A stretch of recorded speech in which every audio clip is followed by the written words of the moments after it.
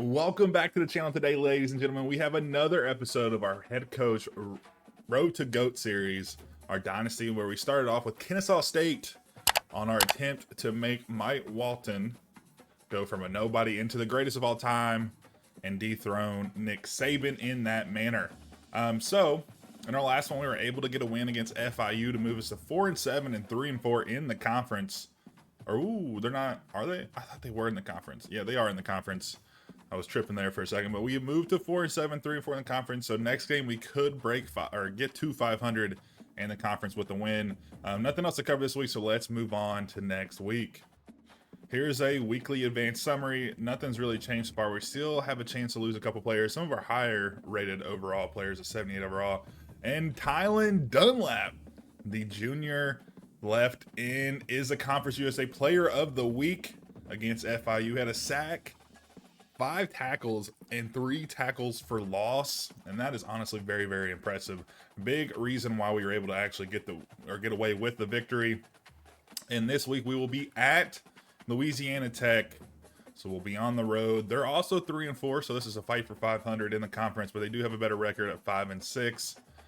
We can go ahead and look at the college football playoff bracket, see if it's shifted up just a hair. See, they have a new format. So you can see here, Georgia at 1, Oregon at 2, Miami, University of Miami at 3, Texas Tech at 4, SMU at 5. Interesting, an ACC team all the way at 5.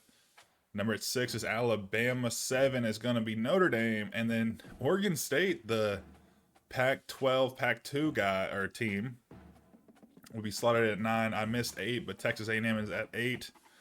At 10 is Utah, 11, Kansas State, and 12 UAB. So honestly, the Big 12 has done well for themselves. They have Texas Tech, Utah, and Kansas State all in there. Georgia, Texas A&M, Alabama, and Texas A&M already said that. So 3 SEC teams, 3 Big 12 teams. How many ACC? 2 ACC teams, 1 Group of 5 team, 1 Pac-12 team, 1 no team. And then the Big 10 only has 1 team right now, which is interesting enough. That is abnormal to say the least, but sometimes that's how the cookie crumbles. So let's take a look at our recruiting before we get into our final game of the season. So we've committed a couple people. Jose Espinosa finally committed to us. We're working on Eric Rubin, but Florida and Florida State are making really good moves. We could schedule a visit. Actually, we cannot know weeks are available for visits. So we actually may lose Eric Rubin, which is understandable. I mean, why would you not want to go to a better team? We will probably end up getting Anthony Carmazzi, the junior JUCO that is going to pick us over Georgia and Florida since they really haven't pushed for him. And then Warmack as well. He would be a good addition at left outside linebacker for us. I don't know why we have him on aspirational. We might want to put him on a little bit more just to bump that up. We should be getting Emmanuel, but we're going to give him just 10 extra hours just to kind of really ensure that we do get him. We lost JJ Haslam to Minnesota, which was tough for us. And then Swain, that's kind of close with JMU, and we're not going to be able to invite him, and we can't really give him any more hours. So we kind of are at the mercy of how this goes down. Maybe JMU will lose, and they'll lose favor, but we'll have to hope and pray. As Artie Gilliam crossed against the top 5, so we'll go ahead and put him on a soft sell. Let's figure out which one he wants here. That is Prove Yourself, so we got him there. We don't really need Torrey Coleman. We'll have committed probably 2 running backs by the time he even comes close, so we may take him off down the line, but we'll keep him on for now. Andreas Reigns is also at 25. Is that? No, friends and family. So let's go ahead and move him. I think we kept him off of soft selling because we weren't sure of his pitch or good pitch. Prove Yourself's also for him. So a couple Prove Yourself guys in the mix here. And then we'll have a couple more commits. And then right guard.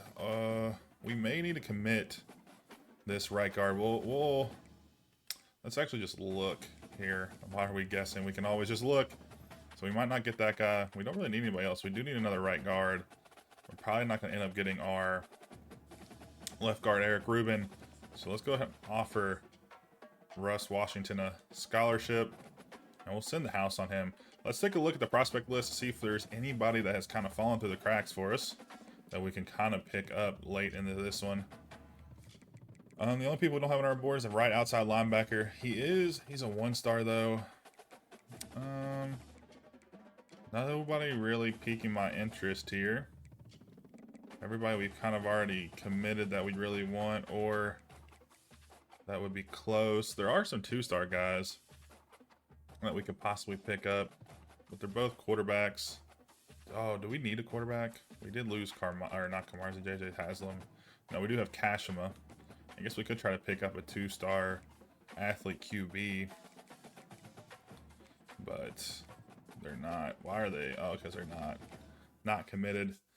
I think we do have 20 hours left. It may not be the worst thing in the world. Ooh, there's a couple 3-stars down here that haven't decided anywhere to go. They're both athletes. I think we'll go with Matt Cribb since he is a 3-star. He's a little bit taller as well. So let's offer him a scholarship. We'll put 15 hours on him, DM him, and then search social media. And there we go. And that'll complete our hours for this week. And we'll get into this one against Louisiana Tech. Let's see if we can walk away with this one. Let's look at the overalls here. They are a better team per overall. Really good defense, 80 overall. Offense is a little bit better than ours, and their true overall is a little bit better than ours. But their defense is dominant comparatively ours. So we'll have to find a way to win on the road. Let's see if we can do it. And here we are in the Bulldog Stadium as they will be taking the field. Interesting hand gesture. I like it. I don't even know if I can make that with my own hand. But anyways, we'll be taking on the Bulldogs of Louisiana Tech. This is going to be a tough battle as their overalls are way better, or their defense overall is way better than ours. The other ones are 3 to 5 overall points better, which is still pretty significant, but not enough to where it's going to be a guaranteed blowout of any sort. And there's our coach, Mike Walton, as Davis Bryson will take the field. He has a 58% pass completion this year, 2,300 yards. He's earned 16 touchdowns to his 19 interceptions. So touchdown interception ratio has not been the best. Oh, we do not want to block that guy. Remove that one more time. Touchdown interception ratio, like I was saying, has not been the best, but we get a big run here. Oh, we're going to try a juke. But he will not be able to sneak through, and he will get hit twice. And he will lose a lot of skill points because of the wear and tear on him. We'll have to sub him out. Hopefully he can recover quickly because he has been our workhorse this year.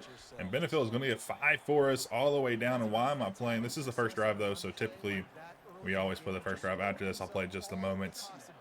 Or not typically we play the first drive, but the AI always wants us to play the first drive. We're going to keep this one. It's going to be quarterback keeper. He's going to get out. I was going to try to slide because he fumbles so freaking often. I don't want to fumble the ball. We're going to do a little jet touch pass. See if we can get out to the corner, get around. That cornerback over there is going to be an issue. Hopefully he'll fall asleep at the wheel over there, and we'll be able to get outside of him. We'll take this one. We're going to cut. Oh, that hole closed as soon as I saw it was open. I was going to try to cut back, but the big defensive tackle is able to break off from the block and get out there and close it. I'm going to do a little bit of a...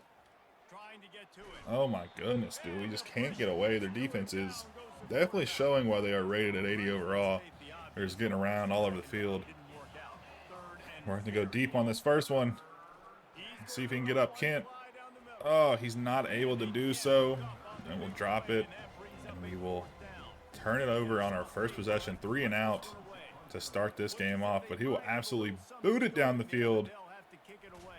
Oh, he's not able to get it. He's going to... Ooh, he has a platinum shifty, which is interesting. Left guard at 85, cornerback at 81. We have 280 overall players as our players to highlight.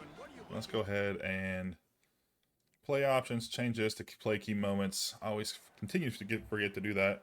Big third down. We have to make a stop here. 3 minutes left in the game. 3rd and 9. I'm going to assume they're passing. Oh, nice swing move. Let's go. And he breaks it up. Number 28 breaks it up on the play. And that'll be a good 3 and out. Do they get a field goal? Not sure. We're in the red zone. They do kick the field goal and get it. And here we go back with the stupid issue. Oh, we'll run up here the middle. The workhorse will come in effect. We'll get bounced around. but we do get down to 3rd and 2 on the 12. 7 seconds left here in the first quarter. Let's see if we can move this and call it hike, hike, hike. Oh, and we're out there. We're open. We're going to get into the touchdown. Owls, let's go, baby. And that is Gabriel Ben-Yard able to cut it back and just squeeze it in as he's getting hit. And we'll be the first one to score a touchdown. Not the first points on the board, but we do take the lead with a great score by Gabriel Ben-Yard to put us up by 4. And then we held him to another shutout drive. Well, our first shutout drive of the game. Our defense has been, X possibly was open. Maybe if we had let him a little bit. But our defense has been pretty shut out this all season. We are kicking a 52-yard field goal. What do they think we are? That was about as best as we can do. If not, we were going to hit the red zone, and it was going to be going all over the place. But we'll come up about 10 yards too short. Not sure what we were thinking about trying a 52-yarder, which is definitely realistic. I don't really see one of our kickers for the worst team in the country. Oh, he was there. Why didn't you make the play? Oh, he had the chance. He could have broken it up, but he didn't. And they will have a 1st and goal on the 10. But like I was mentioning, the kickers, especially at smaller schools, aren't as good as you would think. Oh, and I chose the wrong one. I thought he was going to throw it to 9, but he throws it to 16. And that'll be a touchdown. So they answer back after we got shut out in our last drive. We are in the red zone once again. It's 1st and 10 on the 12. 53 seconds left in the half. We'll get it off so we avoid the big sack. But, dude, I swear, your quarterback's delivery is definitely vital to know. Because if you... I can't even get the ball off because he wants to swing that shit so far around his fucking head. Oh, so frustrating. So we go 0 for 2 in our first 2 possessions of this chance. Oh my goodness, and we can't get anything off. We just can't even get a throw off at this point. So we'll have to settle for a field goal. Not terrible since we will be able to tie it up. We'll put it right down the middle. So we'll tie it up at 10 with a few seconds left in the half. And I can't see anything. I can't see anything going on. Dakotas Crawford. I didn't know. I forgot Dakotas Crawford was on the scene. That's a heck of a name. He has so many different NIL opportunities just because I think he partnered with a AC company. They're going to run the ball, but we're able to stuff him. He's going to run into his own lineman, and our defensive lineman is going to wrap him up, put that arm bar out there to stuff him short. And we're going to be out here again to make a stop. We do score a touchdown. The AI is able to score a touchdown for us, and we're able to take the lead. So we need another big 3rd down stop. We've been pretty good today. Oh, he's going to go right over the middle, right between our defense.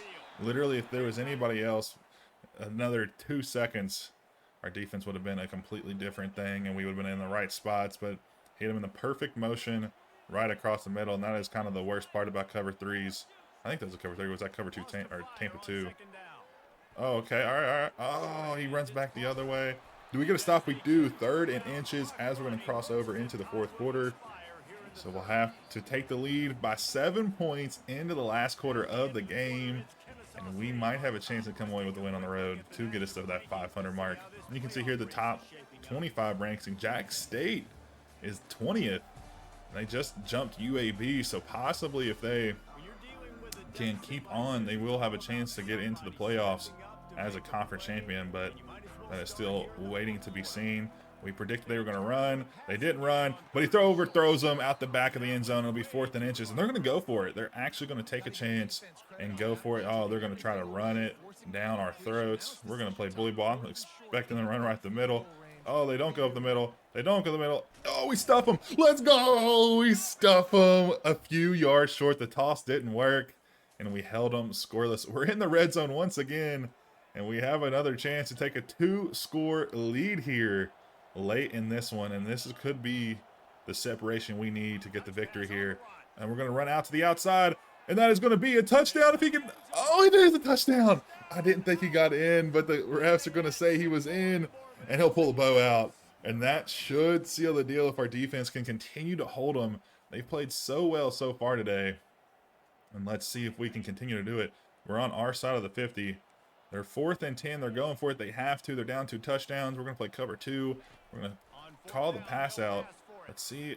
Oh, our defense. Oh, he's going to throw it deep into coverage, and we'll knock it away. And the receiver had a chance to hit him in the shoulder, but he's not able to turn around and get it. And we will walk. I'm not even going to say it. We're not going to say it. We're not going to say it. We still have 3 minutes and 50 seconds left. It's 3rd and 4. We need this first down to come through. Oh, I saw R1 earlier, but I was afraid I wasn't going to be able to get it off, so I tried to get some separation, and then I still wasn't able to get it off. But we're going to try a 49er. 52-yarder didn't work earlier, so we're going to try a 49er on this one, and that's exactly why you don't get too close. Still too short, but way too far left. Maybe if it was more straight, it would have been closer. But once you hit that red bar, or that red spot, it is almost impossible. Another 4th down, 4th and 6th for the Bulldogs. He's going to throw it right over the middle. Perfect placing once again. We haven't really had luck with any cover 3 schemes so far today. We aren't able to hold them. Big end of the game drive here. How much time do we have left? 1:37. They have all 3 of their timeouts. Are only up 7 points. We need to get a first down, maybe 2. We get to the 2nd and 2 now. 14 rushes for 95 yards for Binyard today, which has been absolutely dominant. We'll go run option here. There's 2 options on the screen, so might as well. The coach really wants us to run it. We might just hand it off. That's what we're going to do. The read option over there. He stayed out. We are inches short on this one. We are not passing the ball. Coach, come on. You know better. We're going to try to bully ball it right down the middle. HB dive. Oh, we're going to run it back to the left side. We're going to bounce off our lineman's butt, and we'll get the first down as Binyard hits the century mark, and we will just take it into victory formation, and we will walk away with this one, and let's go. There is no doubt behind that one now. We won by a touchdown, and there's a scoreboard, 7-3-7-7 to 3-7-0-7. We were able to actually shut them out in the 3rd quarter. Our defense has stepped up in big ways this season. Going through that, Davis Bryson is our player of the game. 58%, about the same. He gets 2 touchdowns and 200, I think 3 passing yards. But man, oh man, that was exciting. We were down a little bit. We came back, tied it up to going into half, and then we came out in the 2nd half and just took it by the reins. And we'll level up. Mike Walton, will level up to level 4. And it's definitely going to be a slow leveling process, but thankfully we're able to level up. So let's go ahead and advance the week, and we'll cover our season recap because we're not going to be eligible for a bowl game. We're not going to make it to the conference championship. So we'll do our season recap. We'll go in the offseason, and we'll cover everything from there. Swain looks like, oh, JMU did jump us on Swain, unfortunately. Looking here, Russ Washington, we made big progress with him. He is a 1-star guy, so it makes sense. And then Ruben, is Florida State not recruiting you right now? What's going on there? We have a bye week after we have finished all of our games, so it makes sense. Matt Cribbs is still there. He's a 3-star quarterback, so we can sneak him away. It's going to be very good. No. Florida State's still there. They're still there. They are creeping up on us. I don't think we're going to get Ruben. If we do get Ruben, that'll be electric, but I don't really foresee it happening. So it is what it is at this point. And then Swain, we've pretty much lost Swain, so we're going to take him off, which is unfortunate to see, but it does happen. And then Torrey Coleman is going to be looking like he's not going to be coming here as Virginia Tech has made a move. So we will take him off the board as well to conserve as much of our hours as possible, so we can convert it to stuff like this where we're close to the end zone on some players. Another guy to prove yourself. OSU really close. We're almost in the top 3 section, but they're starting to make a move, so we're going to need to try to pull away here in the final weeks of the season. And we'll have just 50 hours to kind of throw around. So let's go ahead and put more hours on Matt Cribbs going into the offseason. We'll go ahead and just give him a full spin the house, and we'll still have 50 hours to throw around. Let's hit Carmazzi, I'd assume, just to give him 10 hours. Not really any reason for it. We're going to take off social media, and then take off social media, and then we'll put on DM player to finish up our hours. And honestly, I feel like we have a pretty good recruiting class. It's not terrible. It's not great by any means, but It's pretty good for Kennesaw State. And we finished the season at 5-7. I'm not too upset about that. Honestly, I anticipated. I think our goal. Let's look at our goal. I think our goal is 4 wins a season. 4 wins a season, and we completed it this year. So very, very good for us. I'm really excited about that. So let's go ahead and look at our season stats. Let's see how we line up. So 2,500 passing yards for Bryson. He's the only one to actually play QB for us this season, which is interesting enough. 187 completions on 320 attempts, which puts us at 58% completion percentage. We actually jumped up to 18 touchdowns that last game and only 19 interceptions. So we've gotten a little bit better on our interception and our turnover to touchdown ratio, which is good. 210 yards a game. His passer rating was 131. I'm not really sure. I think it's like 220 the max in college. College and NFL don't do it a little differently. I'm not 100% sure. His longest pass of the season was 92 yards, so that is an absolute haul. I'm looking here. Ben Yard was our top ball carrier. He just under 900 yards. Wasn't a 1,000-yard rusher in his junior season, but he probably more than likely will be back. I don't foresee him leaving and or getting drafted. Benefield actually had 33 carries for 185 yards, and then Bryson, our quarterback, he is a scrambler. For scrambling, he had 87 carries. Most of those were probably sacks, and that's probably why we see him only at 100 yards. He got sacked a ton, and the line is definitely something we need to improve.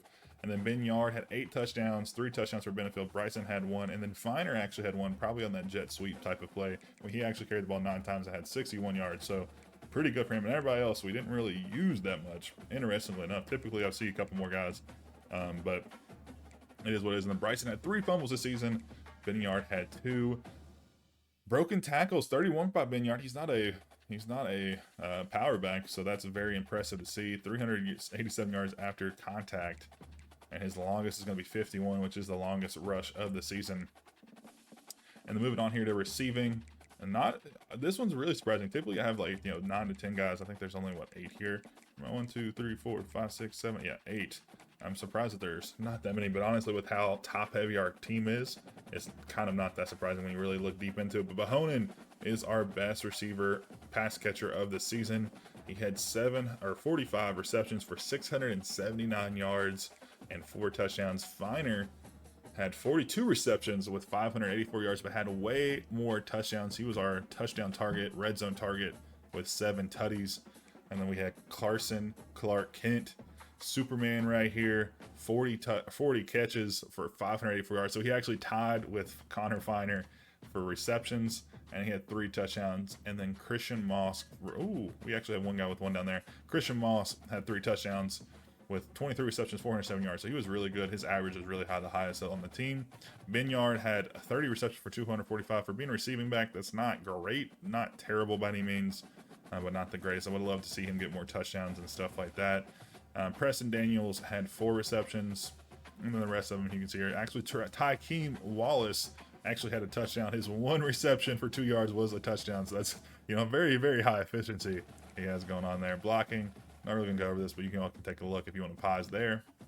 And then defense, looking here, our defense, 92 tackles by Denilius Johnson, which is really, really good for a sophomore. So hopefully he will improve a ton. He is our starting middle linebacker, so that is going to be very, very good going down the rest of the seasons. Baron Hobson had 71 tackles, 45 of those solo, 26 assisted, 9 tackle for loss, so that's very good. Oh my goodness, Westmoreland absolutely dominant with 21 tackles for loss, 4 whole sacks. I think that's probably the most sacks on the team. He only had 55 complete total tackles, but honestly, with those 21 tackles for loss, he was an absolute game changer, game in and game out. So that is very, very impressive, and especially him being a sophomore redshirted, he should improve quite well in this offseason. You can see the rest of these guys, 3.5 sacks for both Jordan Miles and Adam Watkins, and as well as Tylen Dunlap. So our defensive line actually was getting after it on the tackles for loss and sacks front. They had 11 and 16 here, and then 8 down here. So I'm very, very happy with how our defense played. They held us in a bunch of games we probably shouldn't have been in. So I'm really, really proud of them. And then Denilius Johnson, Tyler Hallam, and Sidney Porter had 1 interception. I'm kind of actually surprised how little interception. We only had 5 interceptions all season. I would love to see some more going in next year. That's definitely somewhere we need to improve on, but that's sometimes you can't really affect how many turnovers you get. It just is what it is, depending on who you play. Kicking, you can see here, field goal percentage. We did sub in Joshua Hewitt after a few games. You can see that why. I mean, Britton Williams was 3 for 9. I mean, Hewitt didn't do much better. He was 55%, but you know, it is a little bit better nonetheless. And they were all money on extra points, so I guess that helped. And then punting, he took over punting. If you want to pause and look there. Kick return though, Alvin Alexander III, our freshman, he had 1 kick return for 32 yards, so he had the best average on the team, which was also his long. He only played 1 game. I'm not sure why he was in the game, but he, especially at 55 overall. And Dennis Sims, 56 overall. Tykeem Wallace coming in with, I don't know why I called his overall out, but he had 11 kick returns for 250 yards, and then Tykeem Wallace was our main kick returner. He had 19 returns for 414 yards, which was an average around 22 yards, and then a couple other guys came in as well. Punt return was all Tykeem Wallace. He was the only one to receive them. 450 yards for 1 touchdown. So he did have that 1 touchdown early on in the season, which, if you remember, was a big moment. I think it was actually, if I think back, was our very first punt return for a touchdown ever, like on this game for us. So that was pretty electric. And that is all the stats this season. I'm not really gonna, there's nothing else to really cover. Nobody hit any records or anything. There is technically 1 week, so let's move on to conference championship week. We'll look at the conference championship games, and we do get Alex Emmanuel, a 3-star cornerback, and that is going to be absolutely huge for us. And then Anthony Carmazzi as well, the halfback 3-star. He is I think he's a JUCO junior, but honestly, whatever it takes to get some more guys. And we committed Russ Washington, 1-star right guard. So we got 3 commits that week, so that was a huge week for us. Kevin McCullen, okay, I don't know why auto goes forward. Ooh, Hobson, the right outside linebacker, is really at risk for transferring. I don't want to see that happen because he's been such a good guy for us, but it could be inevitably what happens. We can't look at recruiting at all this week, so that's really annoying. So let's go to manage staff first. I don't really like this offensive scheme. Is pistol. His is 3-3-5. I don't really care about that. His pipeline is North Florida, which is pretty good. Anywhere in Florida is good. He's just not very good in terms of overall talent. He's only level 13, and he has, oh man, he only has a quarterback and a wide receiver. We can probably find better. Or that's me. Sorry. That's me. We should fire ourselves. He's not terrible. Elite recruiter. Ooh. So he does have pretty good for everybody offensive. I might keep him around. But let's look at. He's not an elite recruiter. Is he elite? He is elite. A scheme guru for defense. So he definitely has helped us a lot, and that's probably why our defense was so good, is because he's good. I probably won't fire anybody this season. I'm not going to fire any of our coaches yet. I know they're only level 13s, but they're both pretty good. They also kind of really fit what we're trying to do. They both, that's not that good, but they both help us in certain areas. Like, they're both recruiter guys, so they like help us in that. This guy's our elite recruiter, which is really helpful. I mean, he's getting us bonus stuff. It recruits faster for everybody on the offense. And then we get additional hours every 10 hours we spend on offensive players. And then our school grades have higher impact on guys. And then what is on the wide receivers? Oh, that's only wide receivers. So I don't think we're going to fire anybody this season. I don't think we are. We will actually go upgrade our coach. We do have a couple hours. So like I've been saying, we have to get these both the 3 before we can do others, because you all chose on the channel that we're going to be an offensive, like a quarterback, wide receiver, like pass style coach. So that's kind of what we're going to be doing. So now we can go around and spend an hour here and there. Not really sure what we want to do. I would love to get more offensive linemen in. I think the best way to do that is to give them or give them that. So again, I have to keep everything 2 levels below our main 2. So these can get to 4, everything else can only get to 2, and then we'll spread out points on the other tree. So even if we go to, say we get to, I probably will do tactician. I do like tactician depending on what talent developer and strategist is, but I like tactician. So even when we go to tactician, we'll be able to get these to level 4, but everything else will have to stay at level 2. So maybe it won't be that beneficial to get only those other things at level 2.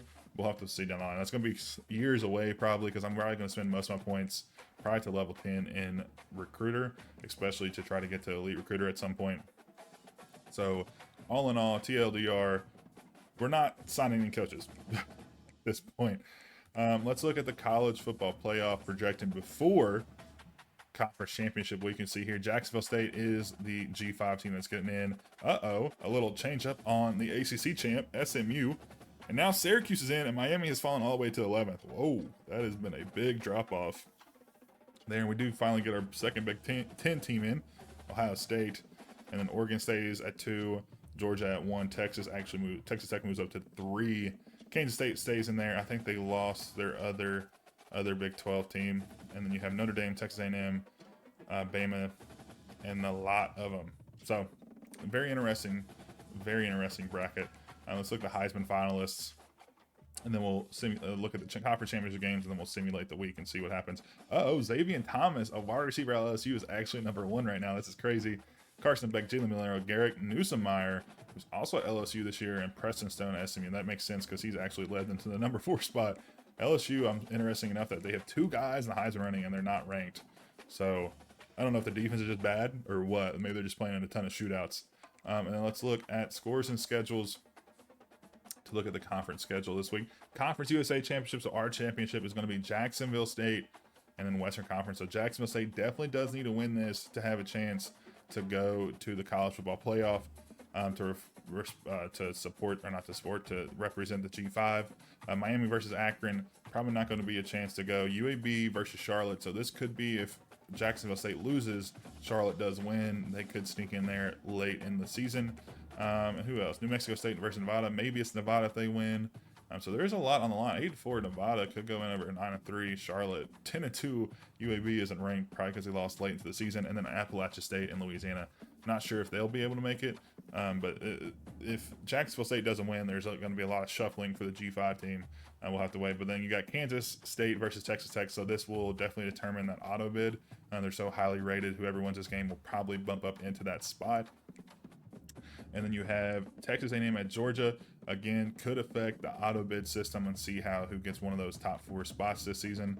And then Syracuse SMU, same thing here. Could affect the top 4 spot, similar to Ohio State Georgia. So basically, everybody is fighting for some type of spot, whether it's the auto. They're all auto bids, right? Everybody's fighting for auto bid here.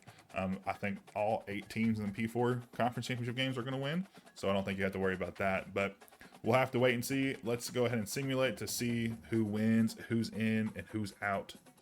And you can see here we dropped to a 71 overall and everything. It's kind of finicky in the offseason. For some reason, it just drops you a lot. We did, I think, level up again for whatever reason. I don't know. I guess we committed some guys and got some bonuses or whatnot. Let's go ahead and look at job offers. I don't think we're going to leave. Oh, no. Offensive coordinator. I think it would be kind of lit to go to Virginia and be the OC, but I want to try to remain as a head coach for as long as possible. It wouldn't be a terrible thing, but I don't prefer playing offensive coordinators just because I don't feel like they wouldn't technically recruit their spot. You know what I'm saying? They wouldn't recruit defense. They would only recruit the offense, and you can't have the CPU or only recruit defensive players. I wish you could. I think it'd be cooler, but it's not how that functions. So let's take a look at the Heisman winner. It's going to be Carson Beck. He put on an absolute show last game, 350 yards. Again, why can't we see all their season stats? Xavier Thomas actually falls to number 2. Milroe stays at 3. Wegman actually bumps up into the 4 spot, and then Newsomeyer falls to 5. So that's interesting enough. But pretty predictable that Carson Beck wins it all. He's a good quarterback on a good team. And Georgia does take home the SEC championship. Syracuse takes home the ACC championship, beating SMU out.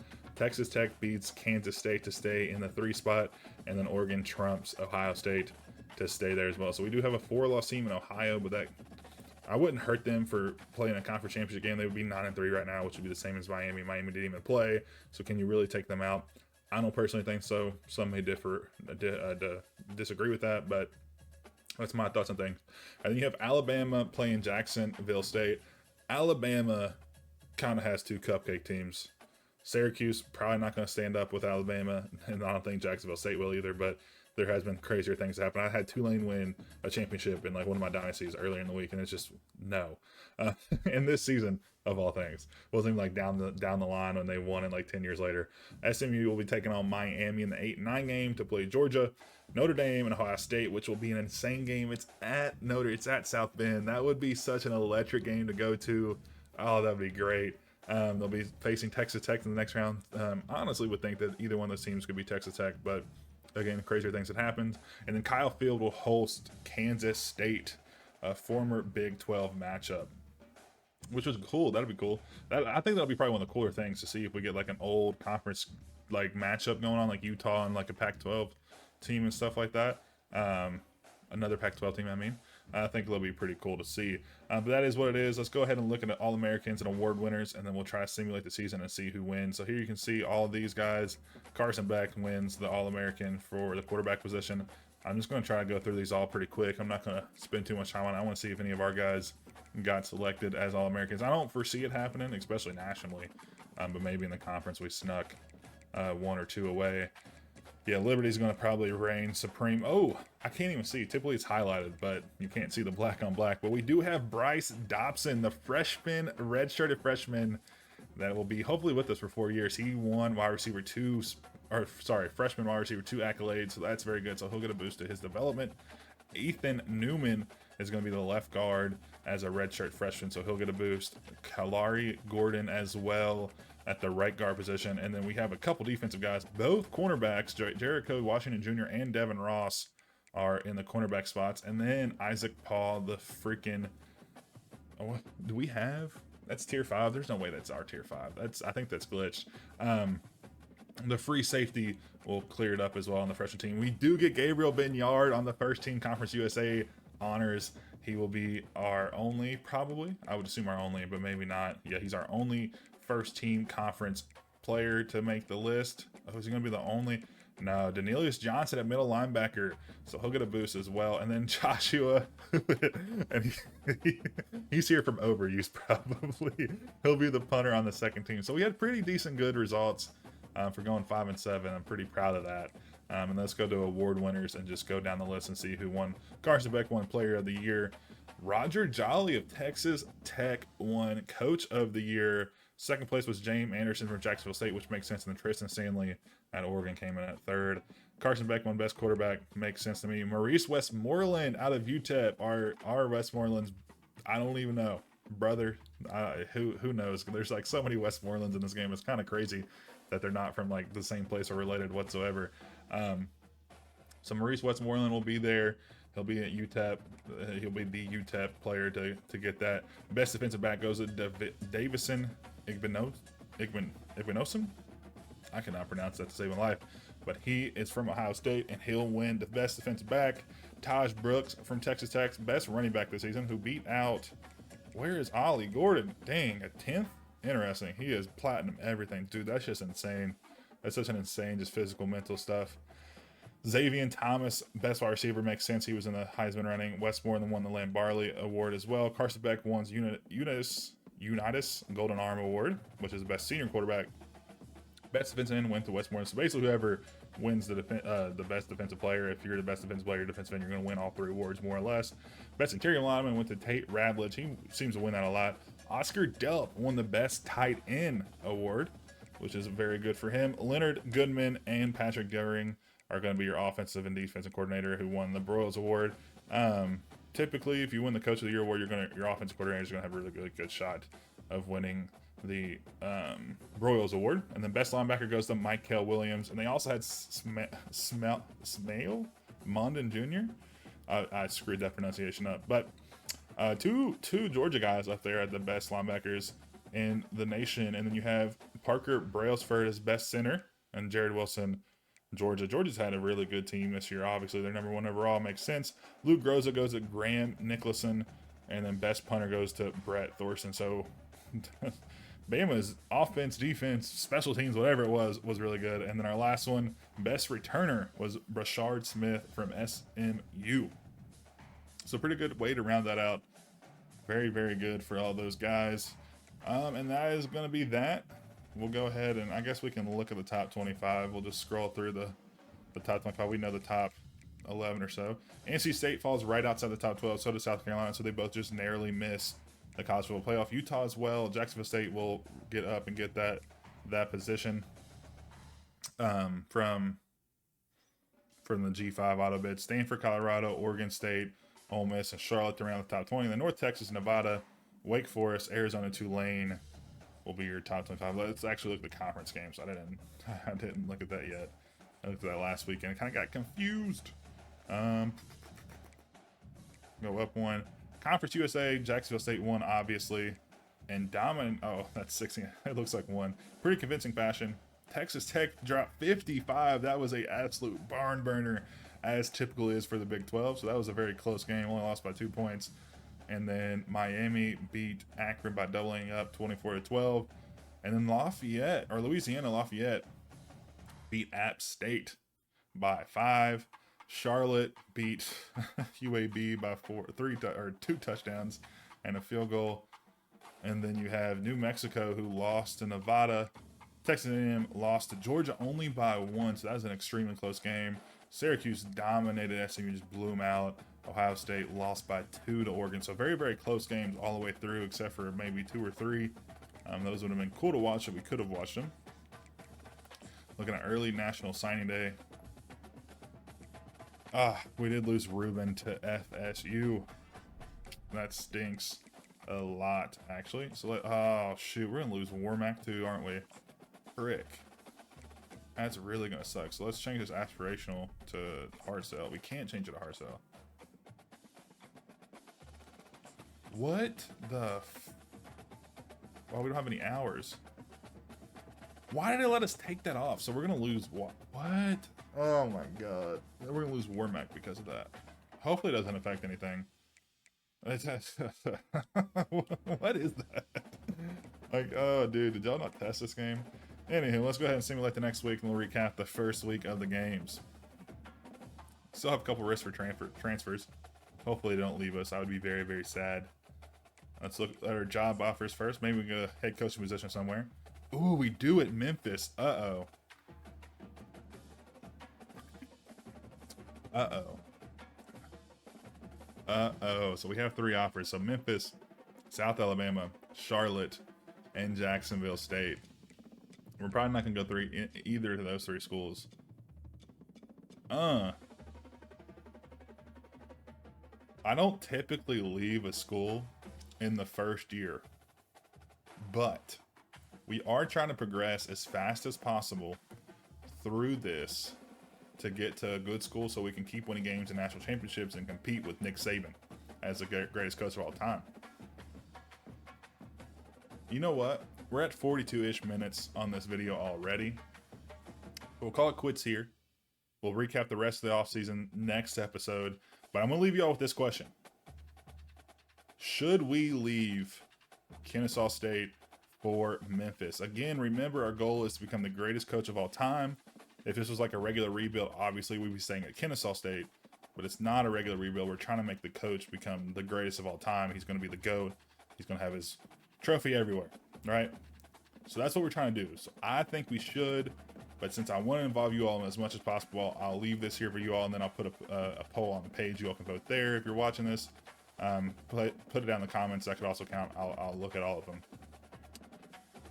But I'm really intrigued by this because this could really put us in a good position. They're really good ranked. They're in American. We could kind of take over the conference for a few years and just dominate, and then possibly make another jump to a bigger school. That would be a good step up, right? This is a better school for sure.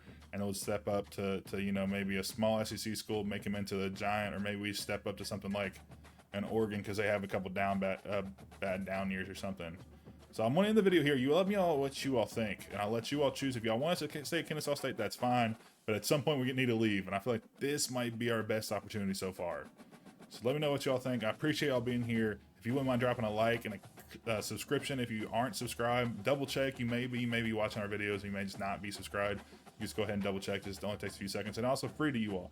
But we would really, really appreciate it. With that, I bid you all adieu. I really appreciate y'all tuning in. I hope to see you all in the next one.